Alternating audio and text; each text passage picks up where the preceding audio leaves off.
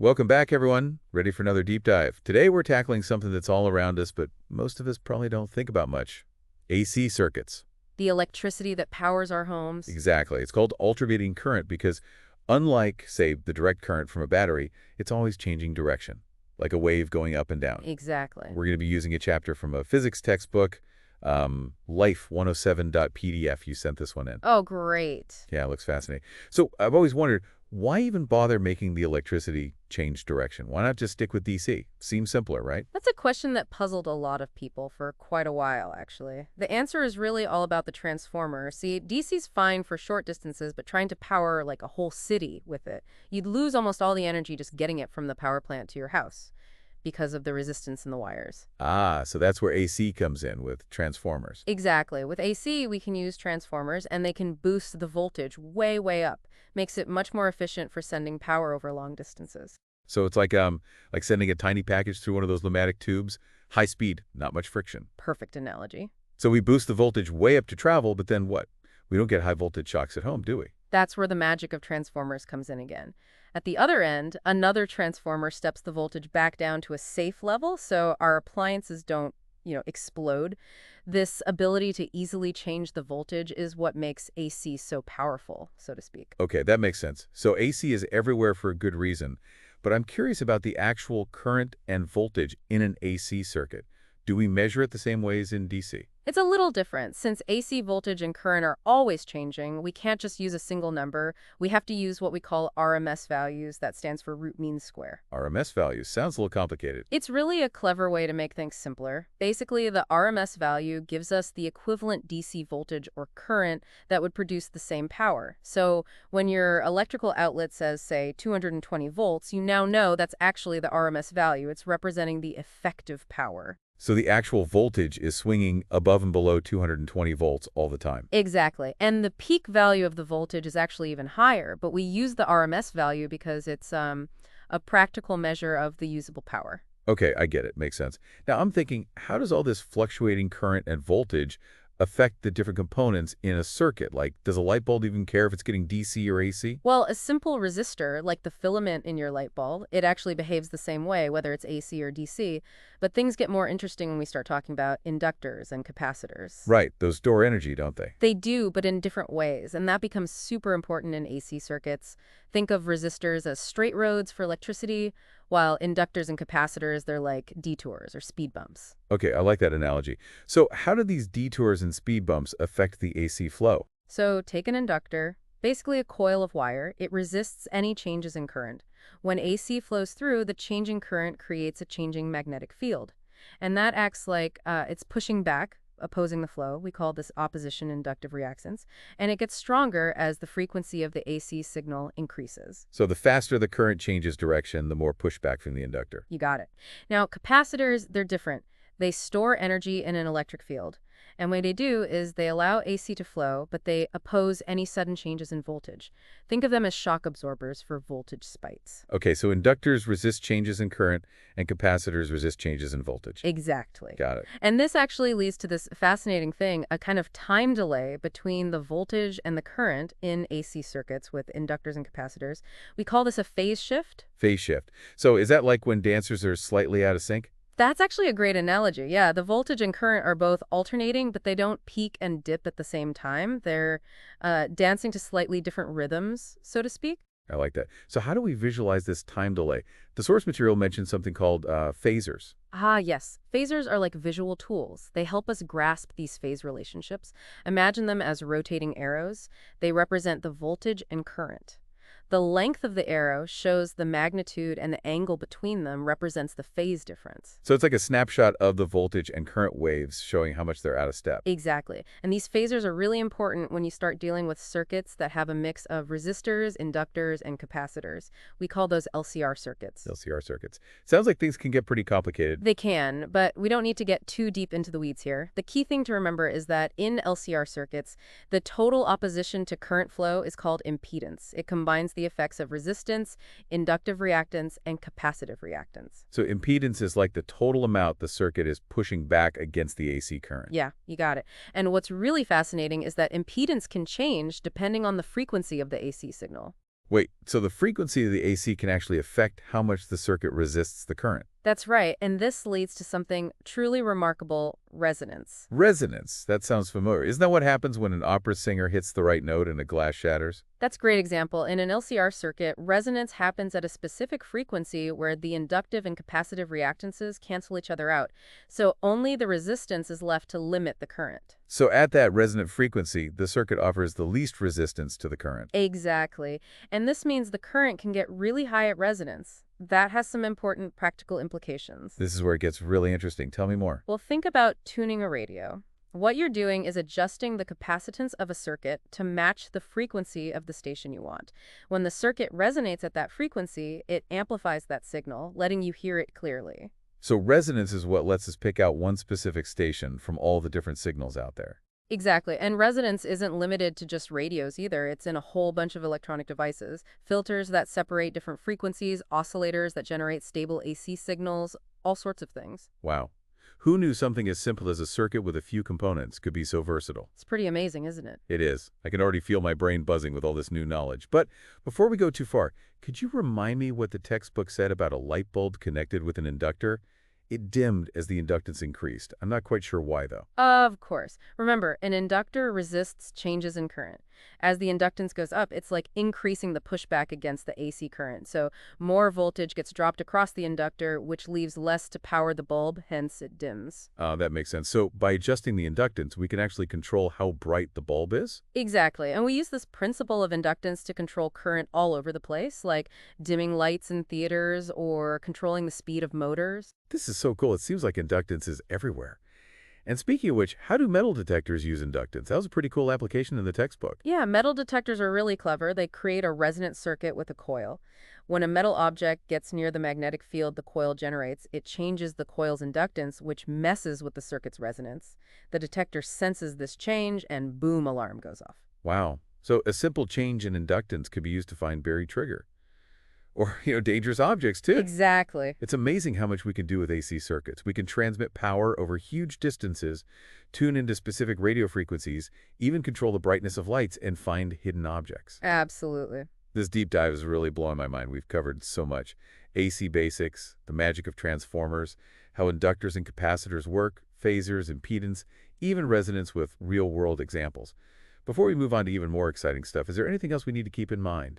Yes, there's one more important concept to grasp: power factor. It basically tells us how effectively the power is being used in the circuit. Imagine this. You plug in a powerful vacuum cleaner, but only some of the energy that flows into it is actually used for sucking up the dirt. The rest is wasted. So a low power factor means we're wasting energy. That's a good way to put it. In a purely resistive circuit, the power factor is 1, meaning all the power is being used for work. But when you have inductors or capacitors, some power gets stored in their fields and then returned to the source, making the whole thing less efficient. So a lower power factor means we need more current to deliver the same amount of useful power, and that leads to higher energy losses in the lines. Exactly. That's why optimizing power factor is so crucial, especially when you're dealing with large-scale power systems. It's fascinating how all these seemingly complex concepts are actually vital to getting reliable and efficient power to our homes and cities. Absolutely. Understanding these principles helps us design better electrical systems, minimize energy waste, and move towards a more sustainable future. Well, I feel like I could ace a physics exam on AC circuits right now, but I'm sure there's still more to discover about this electrifying world. You're definitely getting there. And speaking of discovering more, the textbook mentioned something that really caught my eye. It said that electric motors and generators are basically like transformers, but in reverse. Transformers, but in reverse. That sounds like something out of a sci-fi movie. How could you reverse a transformer? It might sound strange at first, but it's actually a really cool application of the same principles. Remember how transformers use changing magnetic fields to transfer electrical energy between those coils? Well, in a motor, we basically do the opposite. We use electrical energy to create a changing magnetic field, which then interacts with a rotor, and that produces mechanical energy, which is motion. So we're taking electricity and turning it into motion, like spinning a fan. Exactly. A generator works the other way around. You apply mechanical energy, like rotating a shaft, to create that changing magnetic field, and that induces an electrical current in the coils. So with a generator, we're converting motion into electricity. It's like a never-ending loop of energy transformations. It really is. This whole interplay between electricity and magnetism is one of the most fundamental concepts in physics. My mind is officially blown. This deep dive is really making me appreciate all these invisible forces that are at work all around us. It's pretty remarkable, isn't it? And what's really exciting is how this whole concept of transformers in reverse plays a crucial role in renewable energy systems. Renewable energy. Tell me more. How are these reverse transformers helping us harness clean energy? Well, think about wind turbines. The wind spins the blades, right? And those blades rotate a shaft that's connected to a generator. That generator, being our reverse transformer, converts the mechanical energy from that spinning shaft into electrical energy. And that can power our homes. So it's like a giant fan that's creating electricity instead of just moving air. That's a great way to put it. And the same principle applies to hydroelectric dams. The water flowing through the dam turns those big turbines, and then those turbines drive the generators, which produce electricity. Wow. So these transformers in reverse are actually essential to building a more sustainable future. They really are. As we transition to cleaner sources of energy, understanding how motors and generators work, these reversed transformers, becomes even more important. It's incredible to think about, the same basic principles that govern the flow of electrons in a tiny circuit can also power our homes and even help us build a more sustainable world. Absolutely. It all comes down to the power of scientific understanding. This deep dive is really showing me the amazing connections between science and technology. We started exploring the basics of AC circuits, and now we're talking about harnessing the power of nature to generate clean energy. And we still have more to explore, but before we go any further, let's take a moment to recap everything we've learned about AC circuits so far. That sounds like a good idea. It will help make sure all this new information sticks. Okay, so we started by looking at why AC became the dominant form of electrical power, and that's because of those incredible transformers, remember. They can step voltage up and down, which makes transmitting power over long distances possible. Then we dug into the nature of AC current and voltage. We learned about RMS values and how those values give us a practical measurement of the effective power in that constantly changing AC circuit. Right, and we also looked at how different components behave in AC circuits. We saw that resistors act the same in both AC and DC circuits, but inductors and capacitors, they're those reactive elements that cause phase shifts between voltage and current. And who could forget those phasors, those clever visual tools that help us understand the phase relationships? They show us just how out of sync the voltage and current can be when you have inductors and capacitors in the circuit. And then we tackled impedance. That's the overall opposition to the current flow. It combines the effects of resistance, inductive reactance, and capacitive reactance. Oh, and then there was that amazing phenomenon of resonance. That's where the inductive and capacitive reactances cancel each other out at a specific frequency, and that allows current to flow more freely. And we saw how that's used in things like tuning a radio. We also looked at some practical examples of how inductance is used, like in dimming lights and in metal detectors. And of course, we can't forget power factor. It tells us how efficiently power is being used in a circuit. And we learned why minimizing energy waste is so important, especially in large power systems. And last but not least, we explored the mind-blowing idea that electric motors and generators are basically transformers in reverse. They use this interplay of electricity and magnetism to switch back and forth between electrical and mechanical energy, which is so important for harnessing clean energy from sources like wind and water. Wow, we've covered a lot. It's amazing how something as simple as plugging in the lamp connects us to this intricate world of science and engineering. It really highlights the power of human ingenuity, doesn't it? We've learned how to harness the fundamental forces of nature to create a more sustainable and electrified future. This deep dive has been really eye-opening. But before we wrap things up, I have one more question. We've learned so much about AC circuits, but I keep thinking about that part in the textbook that said, electric motors and generators are essentially transformers in reverse. How does that actually work, and what does it mean for renewable energy especially? It's a fascinating concept, isn't it? The key is understanding electromagnetic induction.